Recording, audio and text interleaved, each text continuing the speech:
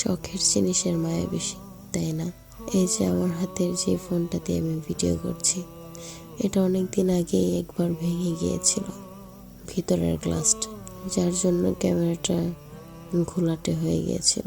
তারপরে এটা দিয়ে আমার জীবনযাপন চলে, যতটুকুই ধৈর্য সহকারে আমি সেটা চালাতে আবারও ভেঙে গিয়েছে, আর তার জন্য আমার অনেক কষ্ট হয়েছে। শখের জিনিস তো একটু কষ্ট তো লাগবেই। ভিতরের গ্লাসটা পুরো ক্যামেরার মাঝ বরাবর ভেঙে গিয়েছে, যার জন্য কিছুই করতে পারি না। আর একটা ভিডিও করতে গেলে এক্সট্রা ভয়েস দেওয়াটা যে কত কষ্টকর, সেটা যে এক্সট্রা ভয়েস ইউজ করে সে ভালো বোঝে। তার উপর আমার শখের ফোনটা ভেঙে গিয়েছে। এই যে আমার শখের ফোনটা ভেঙে চূর্ণ বিচূর্ণ, তার জন্য আমার প্রচুর মন খারাপ। কি আর করার, ওই যে বললাম শখের জিনিসের মায়া বেশি।